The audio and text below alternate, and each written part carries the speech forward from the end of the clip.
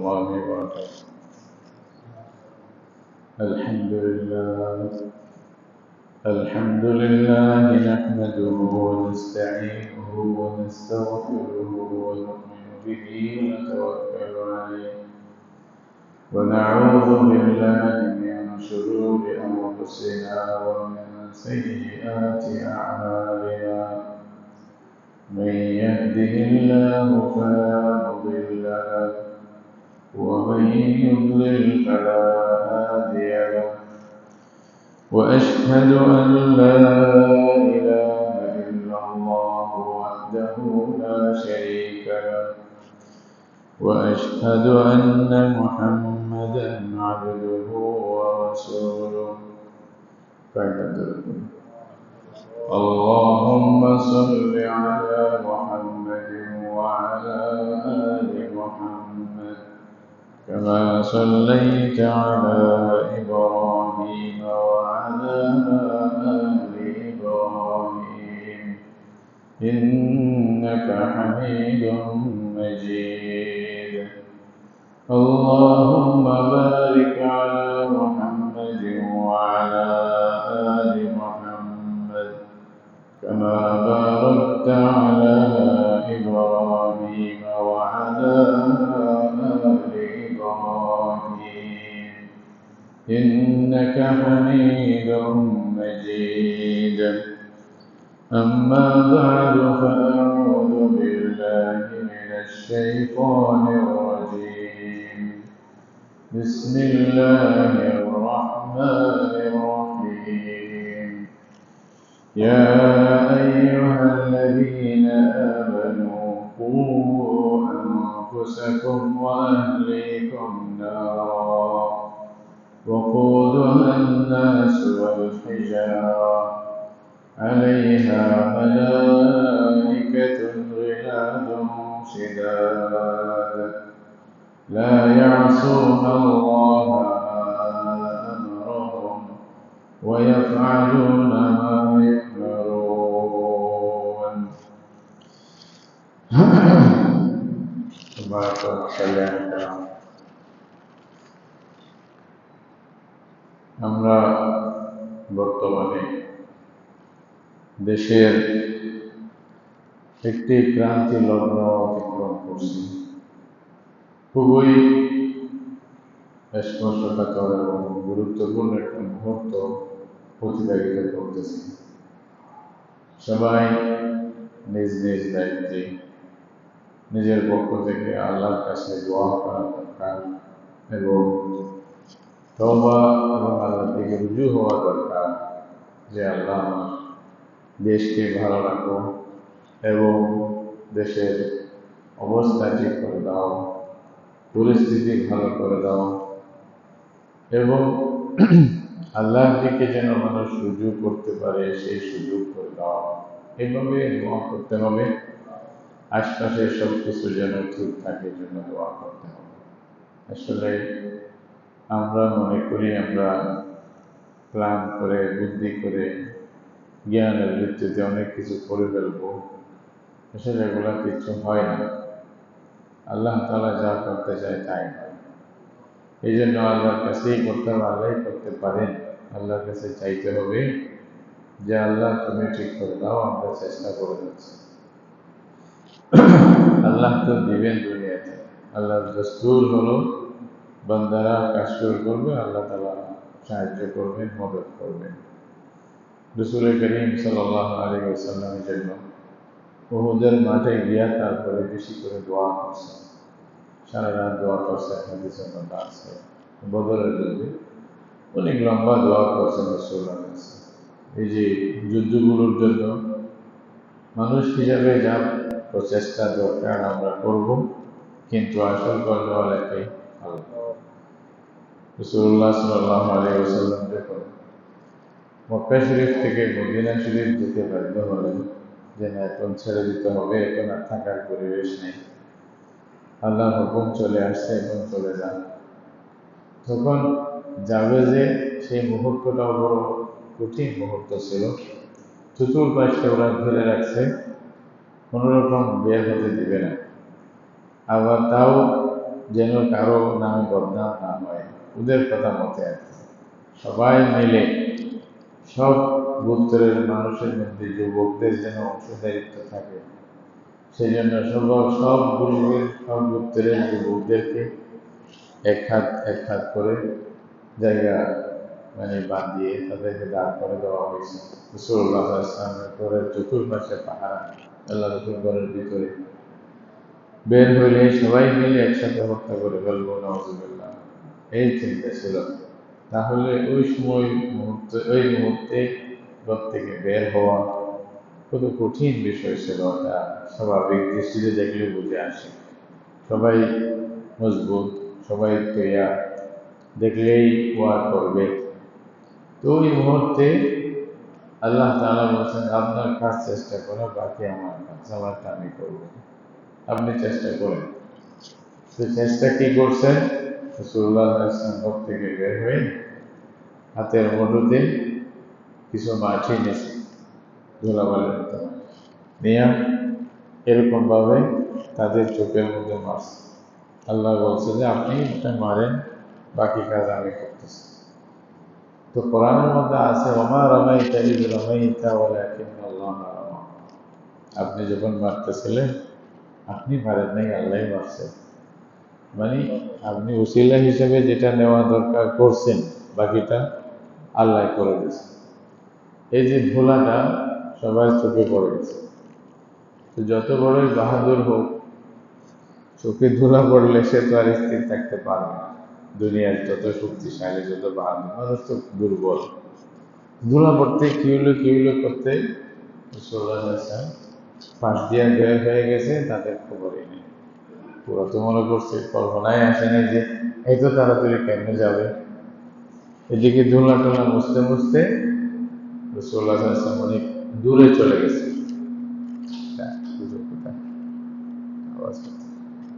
তো এভাবে আল্লাহ রাসূল যখন চলে গেলেন,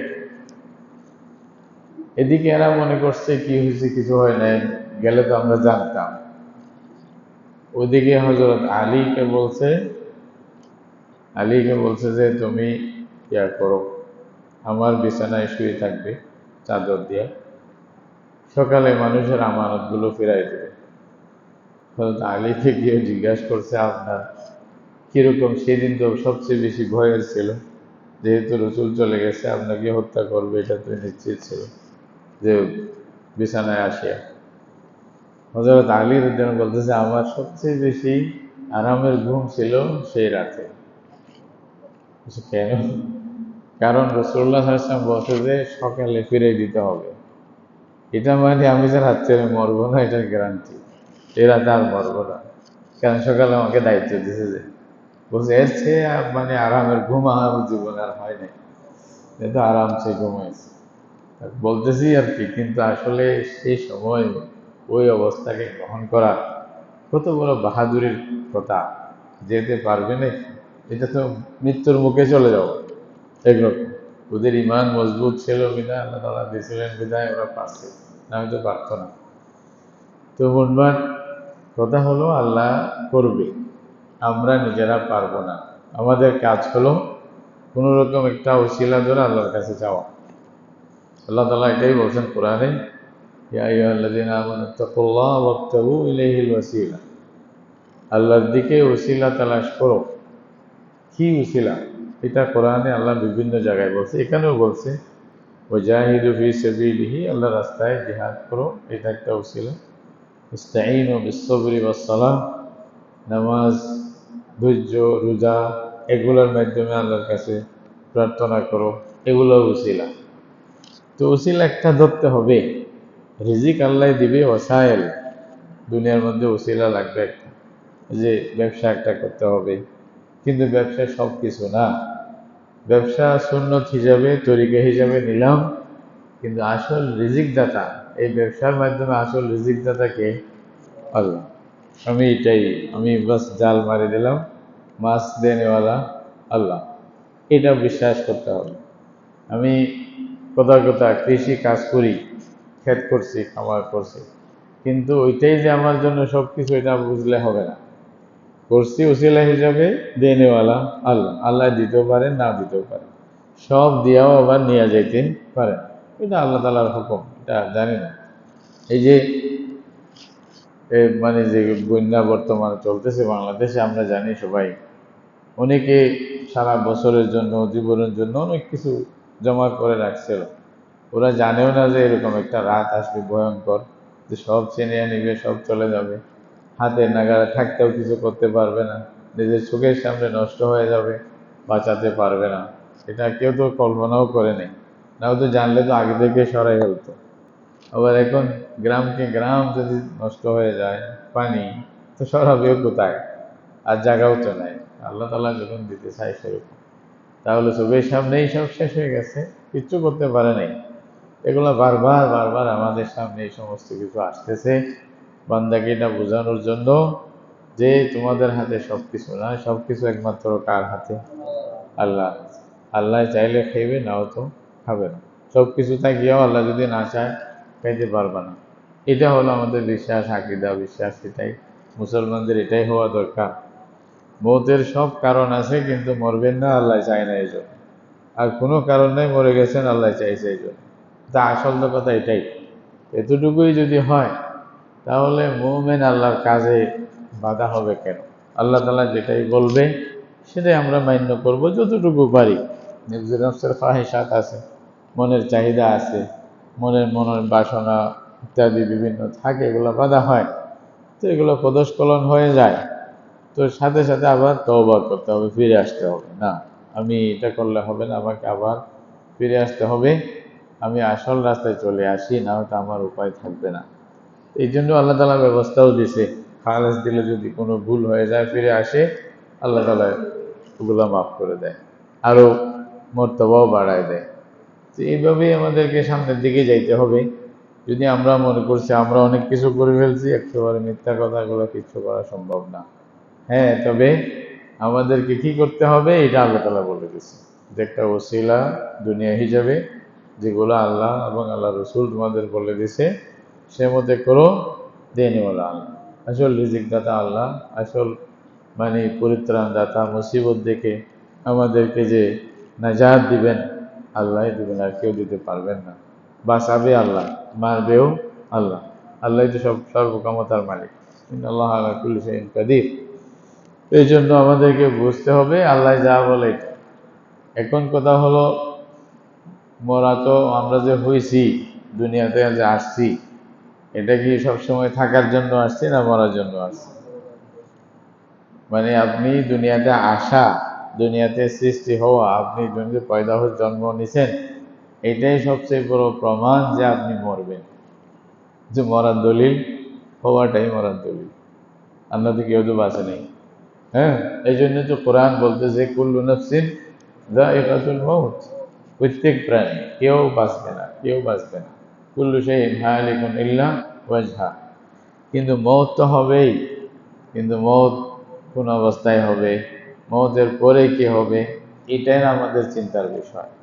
কথার কথা, আমি যদি এই যে সারা জীবন এরকম দুর্যোগপূর্ণ অবস্থা নিয়ে চিন্তা ভাবনা করতে থাকলাম, এবং যারা দুর্গত মানুষেরা আছে বিভিন্ন সমস্যায়, তাদের পিছনে লেগে থাকলাম, সময়টা পুরো দিলাম, নিজের কিন্তু চিন্তা করলাম না আমার কি হবে।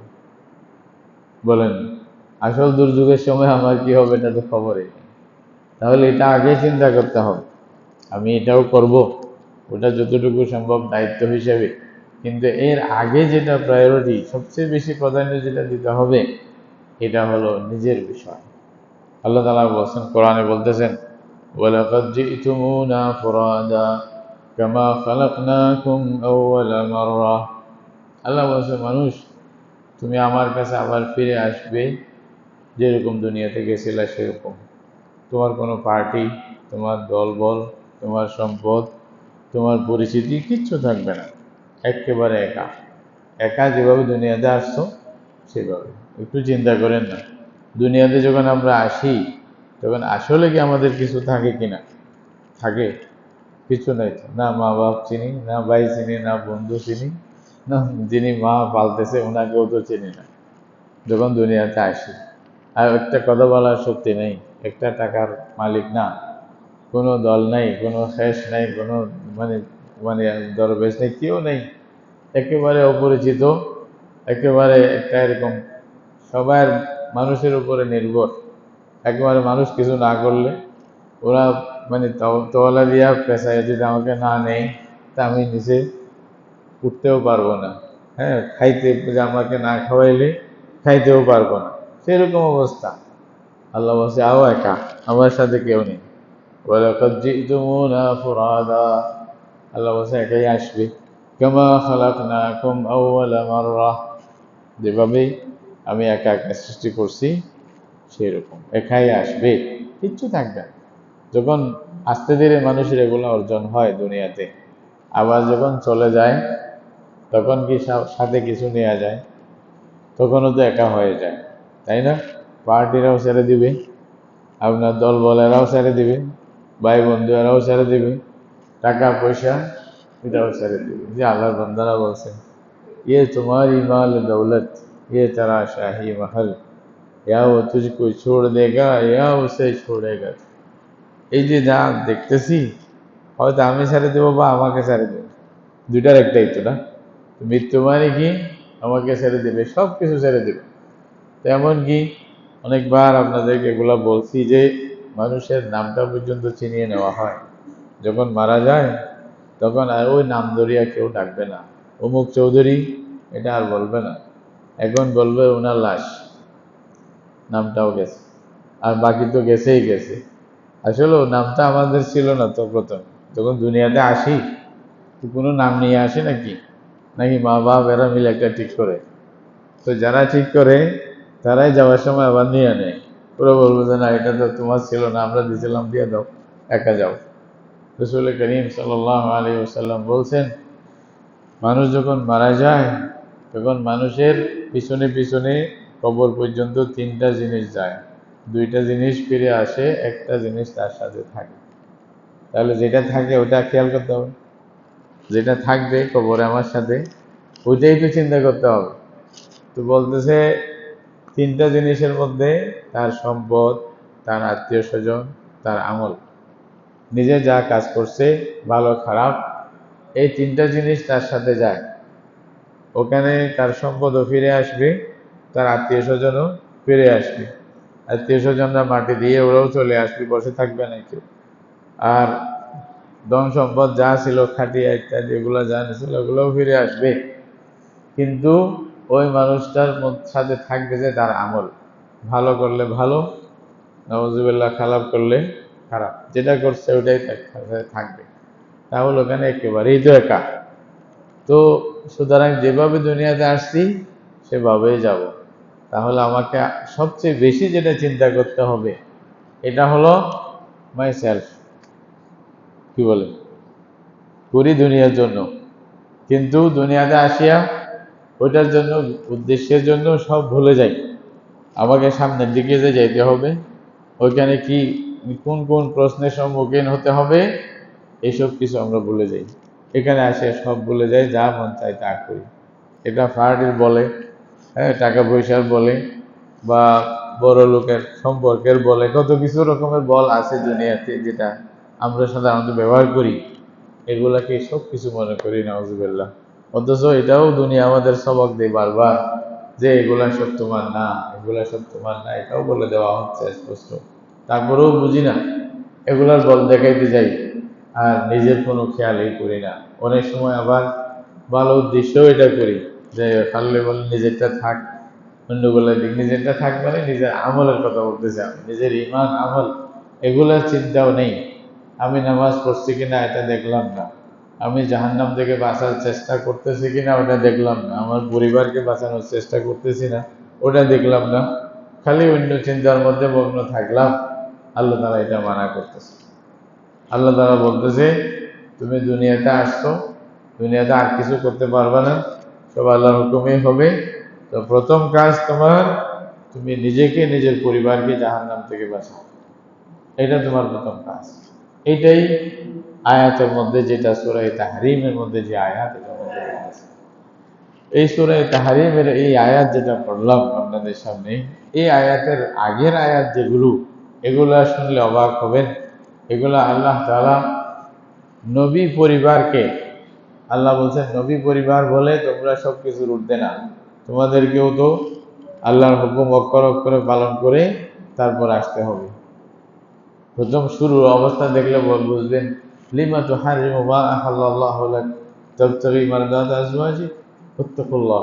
আল্লাহ বলতেছেন, হে নবী, আপনি কেন আল্লাহ যারা হালাল করছে আপনি কেন হারাম করতেছেন? এটা লম্বা কাহিনী, হ্যাঁ, অনেকটা ঘটনা আছে লম্বা।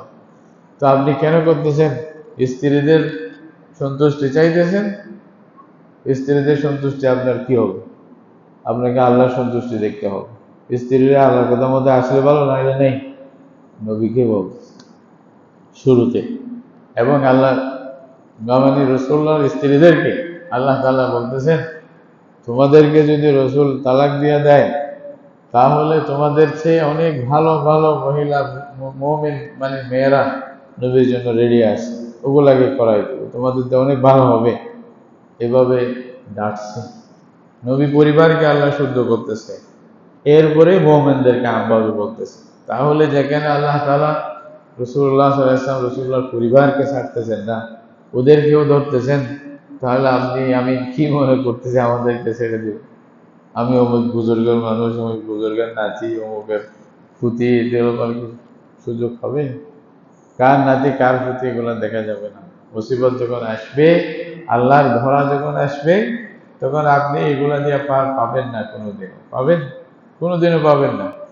এই যে দেখেন না, মানুষের কাছে পার পায় নাই, মানুষের রাগ যখন শুরু হয়েছে সব কিছু বাসায় নিয়ে গেছে।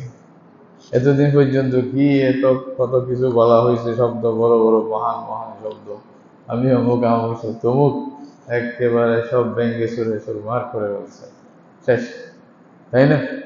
মানুষের একটা রাগ, এটাই কন্ট্রোল করতে পারে। আল্লাহ তাআলা যখন করবেন তখন কে বাঁচতে পারবে?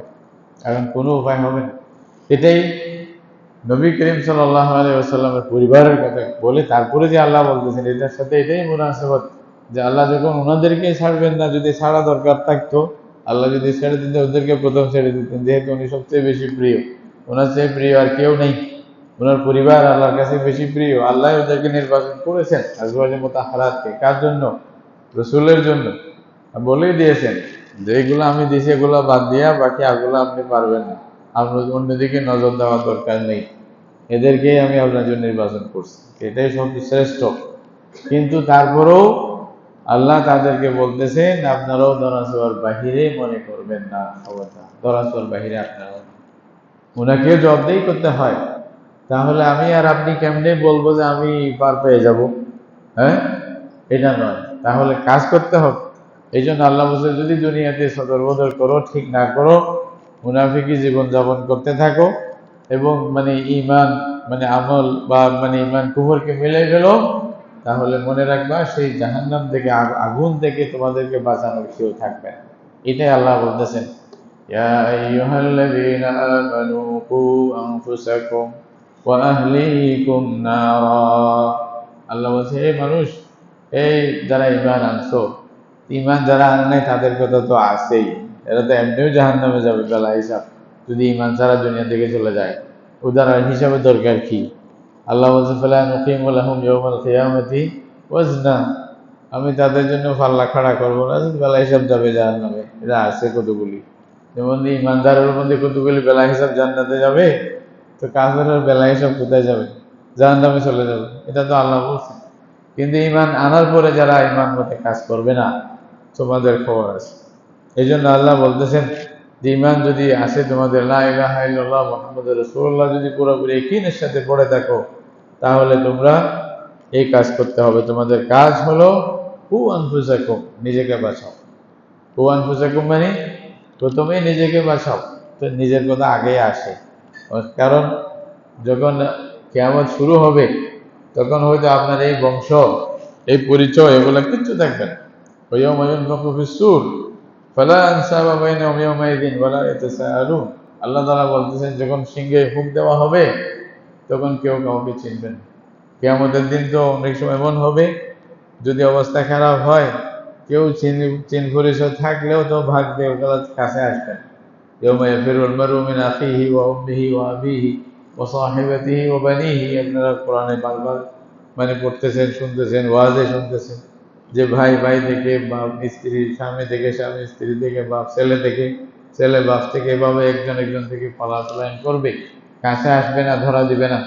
মনে করবে যে গেলে আবার যদি একটা সওয়াব চায় আমার কাছে, যা আছে তা দিয়ে দিলে আমি কেমনে বাঁচবো, এই চিন্তার মধ্যে থাকবে। তাহলে ওইখানে তো একটা নিয়ম আর কি, দুনিয়াতে আসার একটা নিয়ম। না হয়তো আত্মীয়তা যদি ধরেন, এখন ইসলামী নিয়ম মতে জিল কুরবা যেটা বলা হচ্ছে, জিল কুরবা মানে নিকট আত্মীয় কাদেরকে বলা হয়, ফুকাহায়ে কেরাম বলতেছেন আল জাদ্দুর রাবে বলতেছে আপনার মায়ের দিক থেকে অথবা বাপের দিক থেকে চতুর্থ নম্বরের বাপ যেটা আসবে, দাদা, আপনার বাপ, আপনার দাদা, দাদার বাপ, ওনার বাপ, এভাবে চতুর্থ নম্বর পর্যন্ত সবাই নিকট আত্মীয় স্বজন। তা আমাদের কয়টা মনে থাকে? আমাদের কয়টা মনে থাকে? এই যে প্রথম যেটা দাদা, অত দাদার যেটা চাচার মানে সার্কেল আছে, এটাও তো মনে রাখতে পারি না। এর উপরে গিয়ে তো খবরই থাকে না। অত ওটা যে নিকট আত্মীয় স্বজন বলা হচ্ছে, আর আগে গিয়া তো মোটেও নেই। তাহলে দুনিয়াতে আসার একটা নিয়ম আছে। যদি সেইভাবে ধরতেন, আদম আলাইহিস সালাম থেকে নিয়ে এই পর্যন্ত কেউ তো অনাত্মীয় নেই। কি বলছেন? শেষ পর্যন্ত কোথায় যাবে? আদম পর্যন্ত যাবেই তো না, আমাদের সিলসিলাটা নসব তো ওখানে যাবেই। তাহলে একটু কাছে হইলে আমরা মনে করি যে আমার, দূরে হইলে আমার না, এটা এখানেই বুঝতেছি। তাহলে ওখানে কিভাবে আবার বুঝেন না? এটা একটা নিয়ম আল্লাহ করছেন আসার জন্য দুনিয়াতে, কিন্তু এই নিয়ম সব সময় থাকবে না।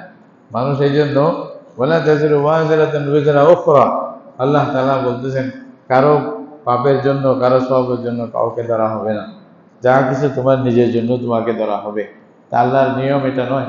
তিলকা উম্মাতুন কাদ খালাত লাহা মা কাসাবাত ওয়া লাকুম মা কাসাবতুম ওয়া লা তুসালুনা আম্মা কানু ইয়ামালুন। আল্লাহ বলছে একজনের জন্য একজনকে প্রশ্ন করা হবে না। ওরা কি করছিল তোমাকে জিজ্ঞাসা করা হবে না, পরবর্তী কি করবে তা তোমাকে জিজ্ঞাসা করা হবে না। তোমার দায়িত্বে যদি পড়ে, এটা তোমাকে জিজ্ঞাসা করা হবে, তোমার দায়িত্ব তুমি আদায় করো না কেন, তুমি কি করছো, এটাই প্রশ্ন আসবে। আমার কাছে প্রশ্ন হইতে হবে আমি কি করছি, আমি কি জাহান্নাম থেকে বাঁচানোর জন্য আমি কি প্ল্যান করছি। আল্লাহ বলতেছেন নিজেকে নিজে প্রথমে বাঁচাও, কু আনফুসাকুম, নিজেকে বাঁচাও। তোমাকে তুমি না বাঁচাইলে আর কেউ বাঁচাইতে পারবে না। যদি তোমার বাপ বড় ওলি হয়, বুজুর্গ হয়, গদ্দি নসীন হয়, কোনো কাজ নাই। তোমার বাপের উরুষে একেবারে হাজার কোটি মানুষ আসুক, এটার দ্বারাই তোমাকে নাজাত দেওয়া হবে না। সাফ কথা, কথার কথা। আমরা যা মনে করতেছি, একটা মহিষ দিয়েই মানে নাজাত পেয়ে ফেলবো, একটা গরু দিয়েই বাস জান্নাতের টিকিট নিয়ে নিব। আল্লাহর বান্দারা এত সহজ? আম হাসিবতুম আন তাদখুলুল জান্নাহ ওয়ালাম্মা ইয়াতিকুম মাসালুল লাযীনা খালাউ মিন ক্বাবলিকুম। আল্লাহ বলছে তুমি কি মনে করছো এমনি সোজা জান্নাতে চলে যাইবা, কোনো কিছু দিতে হবে না, কোনো কষ্ট দেওয়া হবে না তোমাকে? এর আগের যুগে মানুষেরা কি কষ্ট করছে, তাহলে তোমাদের এগুলা খবর নেই? ইমানের কিছু মূল্য দিতে হবে না এটা মনে করছো? আল্লাহ বলছে জান্নাত এত সস্তা নাকি? এই জন্য আমাদের খেয়াল করতে হবে। অন্তত আমি কষ্ট মানে এটা না যে আপনাকে পাহাড় উঠে ফেলতে হবে, এটা আমরা বুঝিয়ে না যে কষ্ট মানে আর কিছু করতে হবে। কষ্ট মানে প্রথমে নিজের মনের নফসের বিরুদ্ধে আমাকে জিহাদ করতে হবে। নফস একটা চায়, আমি আরেকটা চাইব। মন চাইতেছে সহজ পন্থা, নামাজ পড়তে হবে না, রোজা রাখতে হবে না, যাকাত দিতে হবে না, বছরে একটা উরুসের মধ্যে গরু দিলে তুমি নাজাত, এটা তো মন চাইবি। সহজ কাজ, আমার পয়সা আছে, সমস্যা কি, নামাজ পড়লাম না, সমস্যা নেই তো। তো যদি এরকম সহজ হয়ে যেত, যাদেরকে আল্লাহ পয়সা দিয়েছে তারা তো দিন একটাও করতো না, বলতো যে নামাজ পড়বো না, পয়সা দিয়ে দেবে। আল্লাহ কি এটা চায়? বলেন আল্লাহ কি এটা চায়? নামাজের পরিবর্তে পয়সা দিয়ে দাও। পয়সার কি অভাব আছে? এটা তো আল্লাহ দেয়। আল্লাহ চায় বান্দা তুমি যে অবস্থাতেই থাকো, যত পয়সা তোমার কাছে থাকুক, যত ক্ষমতা তোমার কাছে থাকুক, তুমি আমার বান্দা, এটাই পরিচয় দাও। তুমি যে আমার বান্দা, এটা পরিচয় দাও। আমার কথা নত করো, সেজদা আমাকে করো, আমাকে ভয় করো, এটাই তো আল্লাহ চাইছে। আসলে আমাদেরকে এটাই পরিচয় দিতে হবে। আল্লাহ বলছে যে খবরদার এটা হবে না। কু আনফুসাকুম, নিজেকে বাঁচাও, জাহান্নাম থেকে বাঁচাও। নিজেকে বাঁচাইতে হবে। আবার নিজে যেটা আমরা করতে পারবো, এটা না করে বড়টা নিয়ে টানাটানি করি, আগেও আমি বলছি আপনাদেরকে বোঝার জন্য, অনেক সময় আমরা খালি আরেকজনকে ঠিক করতে করতে নিজের খবর নেই, খালি দোষ ধরি আরেকজনের, তাই না? আবার এসলা করতে আরেকজনের, হ্যাঁ এরা ঠিক হইলে সব ঠিক হইতো, আমি ঠিক হইলে সব ঠিক হইতো, এটা আর বলি না। আমি অন্তত আমার পরিবারকে তো বুঝাতে পারবো, আমার ছেলে মেয়েকে তো বুঝাতে পারবো, এদের উপর আমার ক্ষমতা চলবে, এদেরকে হাত দিয়ে দমন করা যাবে, কথা দিয়ে দমন করা যাবে, বোঝানো যাবে, যেমনি পারি এমনি এদেরকে ঠিক করা আমার পক্ষে। মানে বলি যে 100-এর মধ্যে 70% আমার হাতে আছে, বাকিগুলো তো আমার হাতে 10%ও নেই। এই নিয়ে আমার সব চিন্তা, যা পারবো এই নিয়ে কোনো কি নেই, চিন্তা নেই। এভাবেই যদি হয় তাহলে আল্লাহ তাআলা তখনও ধরবে। ইয়া আইয়ুহাল্লাযীনা আমানু কু আনফুসাকুম ওয়া আহলিকুম নারা, আল্লাহ বলছে তোমার পরিবারকে, তোমার নিজেকে জাহান্নাম থেকে বাঁচানোর চেষ্টা করো। প্রথমে নিজের থেকে শুরু করতে হবে। আমি জাহান্নাম থেকে বাঁচবো কেমনে? আল্লাহ তাআলা বলছেন সবাই তো জাহান্নামে যাবে, সবাই ক্ষতির মধ্যে থাকবে, কিন্তু যাদের মধ্যে 4টা গুণ আছে এরা জাহান্নাম থেকে মুক্তি পাবে। কারা? প্রথম নম্বর ঈমান। প্রথম নম্বর কি? ঈমান। শিরক আমাকে জাহান্নামে নিয়ে যাবে, কুফর আমাকে জাহান্নামে নিয়ে যাবে। তাহলে আমাকে জাহান্নাম থেকে বাঁচানোর জন্য প্রথম পদক্ষেপ যেটা, এটা হলো সত্যিকার অর্থে অন্তরে বিশ্বাস করে আমাকে ঈমান আনতে হবে। লা ইলাহা ইল্লাল্লাহ মুহাম্মাদুর রাসূলুল্লাহ। এই কালিমার দুইটা অংশকে পুরোপুরি বুঝে সেই মতো আমল করতে হবে, অন্তরে বসাইতে হবে, পুরা বিশ্বাস এটা বসাইতে হবে। এরপরে বাকিটা, আসলে আমরা এটা বসাইছি কিনা, আল্লাহ ছাড়া কোনো মাবুদ নেই, ইবাদতের উপযুক্ত আর কেউ নেই, সব ধরনের ইবাদতের সবকিছু, মনের বাসনা, মনের চাহিদা সবকিছু আল্লাহর হাতে সুপর্দ করে দেওয়া, এটা করছি, এটা বুঝছি প্রথমে, এটা আমার দেখতে হবে। সব ক্ষমতার মালিক একমাত্র আল্লাহকে মনে করা। লা ইলাহা ইল্লাল্লাহর মধ্যে সব আছে, লা ইলাহা ইল্লাল্লাহর মধ্যে সব আছে, এটা তো ইমানের মেইন অংশ। এটাও তো আমি করি নাই, আমি তো মনে করছি এটা এমনি বলতেছি আর কি। আপনার ছাত্ররা আমার শক্তি, দেশ আমার শক্তি, সেনাবাহিনী আমার শক্তি, এই যেগুলো বলতেছি, অনেক সময় যদি এগুলার কথা যদি অন্যরকম হয় তো শিরকে পরিণত হবে।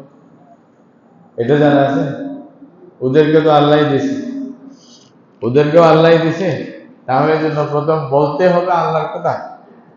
যদিও অনেক সময় সব দিক ভাবে এটা ধরবে না, ফতোয়া আসবে না শরীয়তের, হয়তো বলবে যে এটা লফজি হিসেবে একটা অন্যায়, এটা থেকেও তওবা করা দরকার।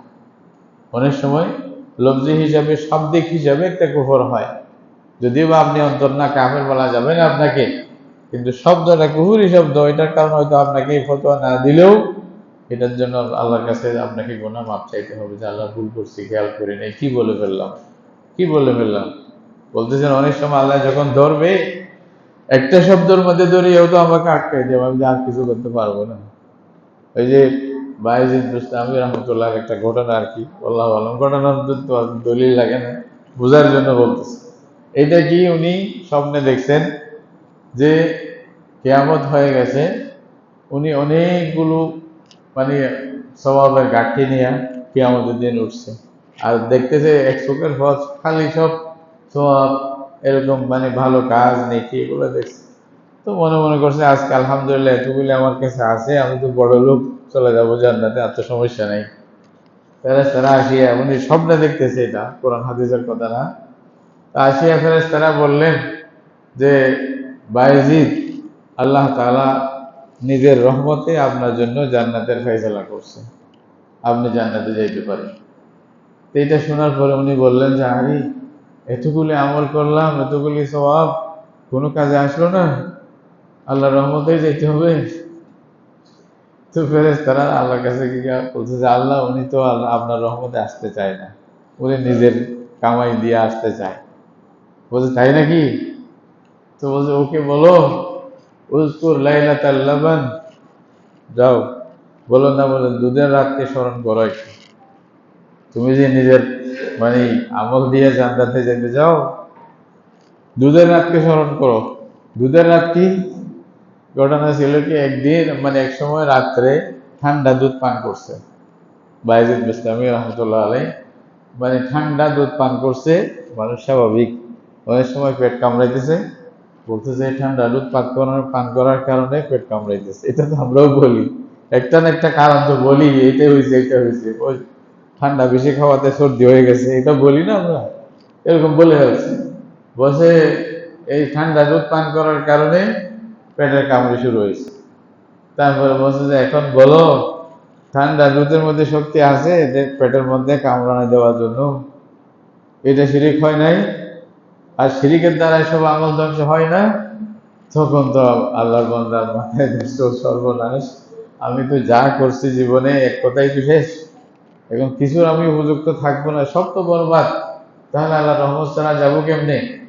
তখন চিল্লাইতেছে, তখন চিল্লাই বলতেছে আল্লাহ রহমত ছাড়া কেউ যাইতে পারবে না, আল্লাহ রহমত কেউ যাইতে পারবে না। এই চিল্লাইতে চিল্লাইতে ঘুম ভাঙে গেছে। ঘুম ভাঙছে, তখন মুখে শব্দ ছিল আর চোখে পানি ছিল।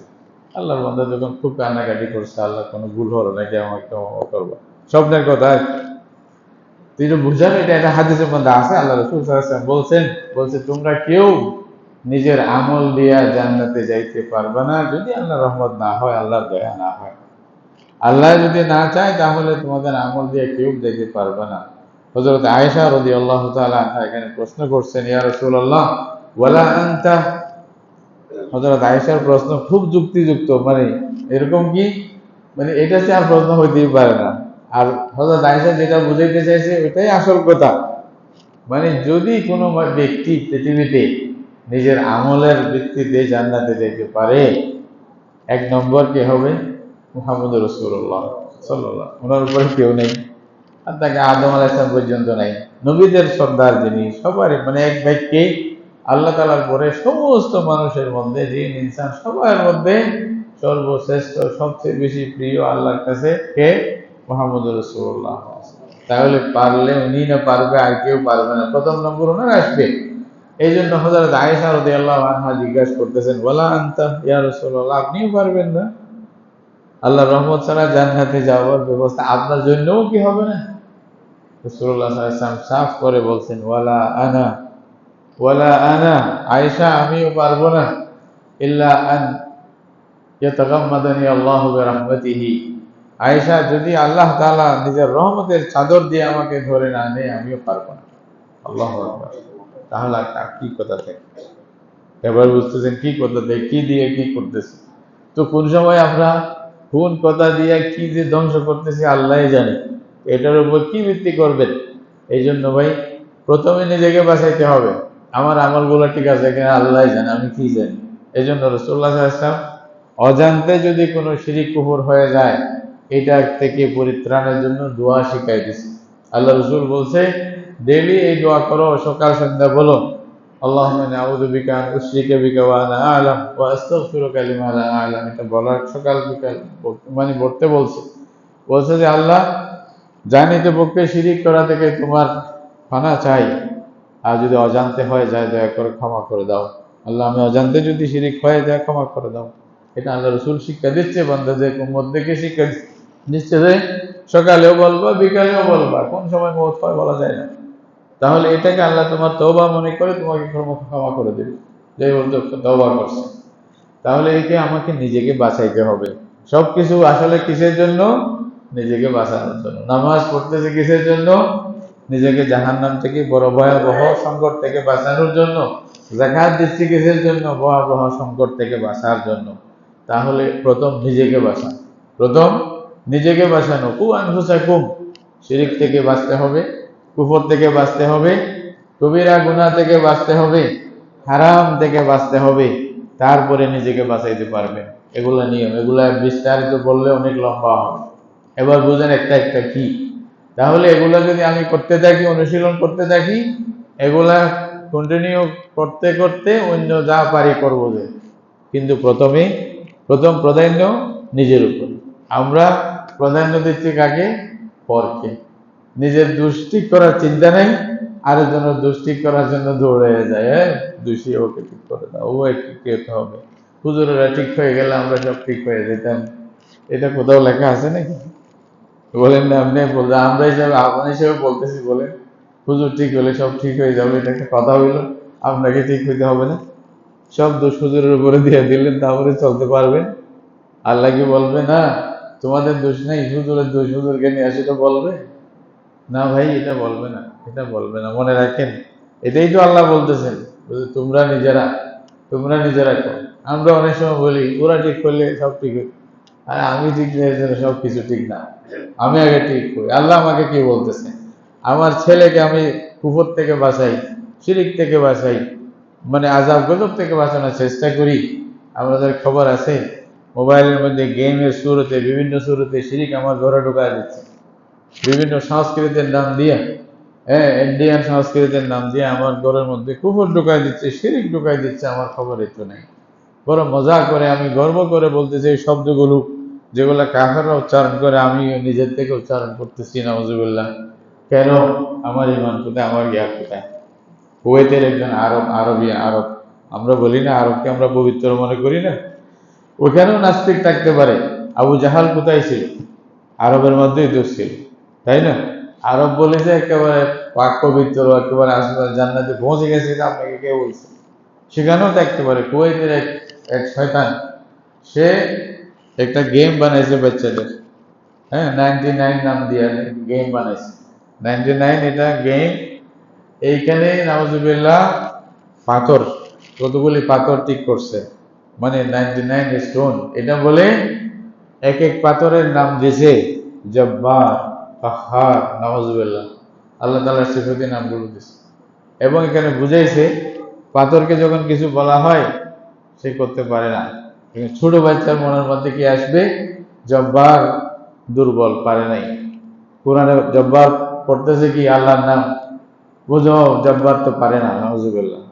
তাহলে কাফের বানাচ্ছে না নিজের ছোট বাচ্চাদেরকে, এই ছোট মনের মধ্যে, কিশোরদের মনের মধ্যে এগুলো ঢুকাই দিচ্ছে। সে ওটার জন্য এই যে গেমটা বানাইছে, এই গেমের জন্য তাকে মানে আমেরিকার মধ্যে ডেকে বাকায়দা হোয়াইট হাউসে তাকে পুরস্কৃত করা হয়েছে। আপনি জানেন আমাদের কোথায় আছে, আমরা কোথায় আছি খবর আছে? অন্য কাউকে দেয় নাই, একে পুরস্কার দিছে। কেন? ওর দ্বারা যে কাজ হয়েছে, কুফরের শিরিকের যে কাজ হয়েছে, অন্য কারো দ্বারা হবে না। এটা সাথে অঙ্কুরের মধ্যে বাচ্চাদেরকে শেষ করে দিচ্ছে। তাহলে আমরা আমাদের বাচ্চাদের ইমানের খবর আছে কিনা? রাসূলুল্লাহ সাল্লাল্লাহু আলাইহি ওয়াসাল্লাম ছোট বাচ্চা গোলাম ইবনে আব্বাসকে বলতেছেন, ইয়া গোলাম ইহফাজিল্লাহ ইয়াহফাজকা, ইহফাজিল্লাহ তাজিদহু তুজাহাক, বলতেছে আল্লাহকে হেফাজত করো, আল্লাহ তোমাকে হেফাজত করবে। ছোট বাচ্চাকে বলতেছে, বড় না। ছোট বাচ্চাকে তালিম দিচ্ছে রাসূলুল্লাহ, ঈমান শিক্ষা দিচ্ছে, শিরক থেকে বাঁচার কথা শিক্ষা দিচ্ছে। এবং তাকে বলতেছে ওয়া আলাম আন্নাল উম্মাতা লাউ ইজতামাআত আলা আন ইয়ানফাউকা বিশাইইন লাম ইয়ানফাউকা ইল্লা বিশাইইন কাদ কাতাবাহু আল্লাহু লাক। মনে রাখো, সারা পৃথিবী মিলে তোমার যদি লাভ করতে চায়, আল্লাহ যা লিখছে এর বাইরে লাভ করতে পারবে না। ওয়া ইন্নাল উম্মাতা লাউ ইজতামাআত আলা আন ইয়াদুররুকা বিশাইইন লাম ইয়াদুররুকা ইল্লা বিশাইইন কাদ কাতাবাহু আল্লাহু আলাইক। সারা পৃথিবী মিলে তোমার ক্ষতি করতে চাইলে এরা তোমার কোনো ক্ষতি করতে পারবে না, আল্লাহ যা লিখছে তা ছাড়া। কাকে শিক্ষা দিচ্ছে? গোলাম। ছোট ভাইয়া গোলাম শব্দ আছে ছোট বাচ্চা, ছোট বাচ্চাদেরকে রাসূলুল্লাহ মানে দ্বীন ঈমান এগুলা শিক্ষা দিচ্ছে। কিন্তু আজকে আমরা নিজের গ্রন্থের মধ্যে বাচ্চাদেরকে কাহিনী শোনাই, বিড়াল, বানর, হাতি এগুলার কাহিনী শোনাচ্ছি। কোন নবীদের কাহিনী শুনেছি ছোট থেকে? ইব্রাহিম আলাইহিস সালাম কিরকম ছিলেন, মুসা আলাইহিস সালামের কি কাহিনী, আল্লাহ তাআলা নবীদেরকে যে কাহিনী ছোট ছোট করে এগুলো লেখা আছে, কিন্তু আমরা শুনেছি। আফসোসের বিষয়, আমি আমার খবর নাই, আমার নিজের ইমানেরও খবর নাই, আমার পরিবারের ইমান এগুলোর কি অবস্থা এগুলোর খবর নেই। এটা রাখতে হবে আল্লাহর বান্দা। আল্লাহ তাআলা এটাই বলতেছে, কু আনফুসাকুম ওয়া আহলিকুম নারা, নিজেকেও বাঁচাও, নিজের পরিবারকেও বাঁচাও। এটা স্পষ্ট কথা। আমি যদি আমার বাচ্চাকে আদর করে যা করতে চাচ্ছে করতে দিলাম শরীরের বিরুদ্ধে, পর্দা মানতে চাচ্ছে না, আমার খুব দয়া মায়া, আমি খুব উদার, আমি এক আধুনিক, বুঝেন না, এই জন্য আমি তাকে মানা করলাম না, জাহান্নামে জ্বলতেছে, এটা আমি বাঁচাইতে পারবো? এটার থেকে ওটা বেশি উত্তম ছিল না? তাই সে যদিও বা আমাকে মনে মনে খারাপ মনে করলেও তাকে জাহান্নাম থেকে বাঁচানোর জন্য আমাকে তো করতেই হবে এটা। আল্লাহ তাআলা এটাই বলতেছে, কু আনফুসাকুম ওয়া আহলিকুম নারা, নিজেকে নিজের পরিবারকে জাহান্নাম থেকে বাঁচার চেষ্টা করো। কোথার কথা একজন আল্লাহর বান্দা বলছে, সকাল ফজরের নামাজের জন্য যদি আমরা বাচ্চাদেরকে ডাকি না, অনেক সময় উঠাইতে চাই না, ছোট বাচ্চা মানুষ ঘুমাইছে, ইয়া হয়ে যাবে, খারাপ হয়ে যাবে, মানে খারাপ লাগবে, বাপকে কিরকম মনে করবে ইত্যাদি ভাবিয়া তাদেরকে ডাকি না। কিন্তু সে যদি আগুনে জ্বলে যায়, আমি তাকে যেমনে হোক জোর করে বাঁচাবো না? বলেন বাঁচাবো না? যদি এরকম বাঁচাইতে যাই, যে বাঁচাই, তাহলে যে তাকে নামাজ না পড়তেছে এটা বাধা দিলাম না, এটা যেন আমি তাকে আগুনে ঠেলে দিলাম। এটাই তো কথা। এখানে এটা বুঝতে হবে, তার মহব্বত কি এটা বুঝতে হবে। ছোট বাচ্চার হাতে চাকু দিয়ে দেওয়া এটা মহব্বত না, সে নিজে আত্মহত্যা করতে পারে, তাহলে চাকুটা ছিনিয়ে নেওয়া এটাই তো মহব্বত। আল্লাহর বান্দারা বলতেছেন, মাইনে চাকু তুঝসে ছিনা হে, তু চিল্লাতা হে তু, আমি তোমার হাত থেকে চাকু নিয়ে নিলাম, তুমি কান্না করতেছো, মনে করতেছো আমি তোমার শত্রু। মেহরবান হো ভাই, মুঝে না মেহরবান সমঝা হে তু, বলছে আমি তো তোমার মেহরবান, আমাকে তুমি ভুল বুঝলা, যে আমি শত্রু মনে করলাম। কারণ এইটা থেকে যদি বাধা না দেন, তাহলে আপনাকেও ডুবাবে, সেও ডুববে, জাহান্নাম থেকে বাঁচার কোনো উপায় হবে না। এই জন্য আল্লাহ তাআলা বলছেন, কু আনফুসাকুম ওয়া আহলিকুম নারা, নিজেকেও বাঁচাও জাহান্নাম থেকে, নিজের পরিবারকেও বাঁচাও, নিজের স্ত্রীকে, নিজের ছেলেকে, নিজের নাতি পুতিদেরকে জাহান্নাম থেকে বাঁচাইতে হবে। তালিম দিতে হবে, তাওহীদের শিক্ষা দিতে হবে, কুফর থেকে, শিরিক থেকে, বিদআত, কুসংস্কার থেকে, এগুলা থেকে দূরে রাখা, এদেরকে প্রথম থেকে তালিম দিতে হবে, চেষ্টা করতে হবে। রাসূল করিম সাল্লাল্লাহু আলাইহি ওয়াসাল্লাম হযরত হাসান হুসাইন রাদিয়াল্লাহু তাআলা আনহুমা এদেরকে হারাম থেকে বাঁচার শিক্ষা দিচ্ছেন কিভাবে দেখেন। একবার ওর খেজুর একটা পড়ে আছে, খেজুর একটা পড়ছে, হয়তো এটা যাকাতের খেজুর হইতে পারে, উনি নিয়ে হযরত হুসাইন রাদিয়াল্লাহু আনহু হঠাৎ করে নিয়ে এটা গালে দিয়ে দিয়েছে। ছোট বাচ্চাদের যে নিয়ম থেকে একটু দৌড়াদৌড়ি ছোটাছুটি করতেছে, একটা খেজুর পাইছে নিয়ে গালে দিচ্ছে। রাসূলুল্লাহ বলছে, চাল চাল, এদিকে আস বাবা, ওই খা খা, বলছে এটা ফেলে দাও, আমরা এগুলা খাই না। রাসূলুল্লাহ সাল্লাল্লাহু আলাইহি ওয়াসাল্লাম বলতেছেন, আমরা যাকাতের সব মানে মানে সম্পদ আমাদের জন্য হারাম, আমরা খাই না, আমরা সৈয়দ বংশ, আমাদের জন্য এটা জায়েজ নেই, বাবা ফেলে দাও। এটা ফেলে দিছে, আরেকটা দিছে। তাহলে শিক্ষা পাইলো কিনা যে না, যা তা খাওয়া যাবে না, এখানে আগে দেখতে হবে। রাসূলুল্লাহ সাল্লাল্লাহু আলাইহি ওয়াসাল্লাম হালাল হারাম বিষয়টা এভাবেই ছোট বাচ্চাদেরকে শিক্ষা দিয়েছেন। আজকে আমরা আফসোসের বিষয় মনে করি ছোট বাচ্চাদেরকে শিক্ষা দিতে হবে না, না কোরআন শেখাচ্ছি, না দিন শেখাচ্ছি, না আমল শেখাচ্ছি, তো বড় হয়ে এসে আপনার বিরুদ্ধে তো করবেই। যখন বড় হবে তখন তো আপনার বিরুদ্ধে করবে, আপনি শিখান নাই যে, আপনি দিন শিখান নাই, আল্লাহকে মানে পরিচয় করার নাই, তাহলে দুষ্ট আমাদের নিজেরই। এই জন্য ভাই খেয়াল করতে হবে। আল্লাহ তাআলা বলতেছেন, কু আনফুসাকুম ওয়া আহলিকুম নারা, এর পরবর্তী লম্বা কথা আছে। এর পরের আয়াতের পরে আয়াতে আল্লাহ বলতেছেন, তুবু ইলাল্লাহি জামিআন, এই মানুষ মানে তওবাতান নাসুহা, তোমরা খালেসভাবে আল্লাহর কাছে তওবা করো। আমি নিজের এই যে মিশনে কাজ করতে গিয়া, নিজেকে জাহান্নাম থেকে, নিজের পরিবারকে জাহান্নাম থেকে বাঁচাইতে গিয়া যদি পদস্খলন হয়ে যায়, তওবা করতে হবে আল্লাহর কাছে, আর তাড়াতাড়ি ফিরে আসতে হবে। আর যারা এভাবেই কাজটা জীবনটা কাটাবে, তাদের জন্য আল্লাহ বলতেছেন, আমি তোমাদেরকে ক্ষমা করে দেব, জান্নাতে ঢুকাই দেব, তোমাদের নূর আলো যেটা কিয়ামতের দিন দরকার, চতুর্পাশে আলো করে দিব। এই আলোর ভিত্তিতে, আলোর মানে আলোতেই তোমরা জান্নাত পর্যন্ত পৌঁছে যাইবা। আয়াতের মধ্যে আছে করে লম্বা করে। তো বলতেছিলাম এটাই, আমরা অনেক সময় নিজের থেকে আরেকজনের চিন্তা বেশি, নিজের চিন্তাটাই নাই। অথচ কোরআন এটাকে প্রাধান্য দিতে বলতেছে, নিজেরটা নিজে দেখো, আমি কোথায় আছি, আমার সব ঠিক আছে কিনা, কোনো ক্যান্সার ভিতরে আমাকে খেয়ে ফেলতেছে কিনা, এটা খবর নিতে হবে। আল্লাহ তাআলা আমাদের সবাইকে আমল করার জন্য, বোঝার জন্য তৌফিক দান করুক। ওয়া আখিরু দাওয়ানা আলহামদুলিল্লাহ।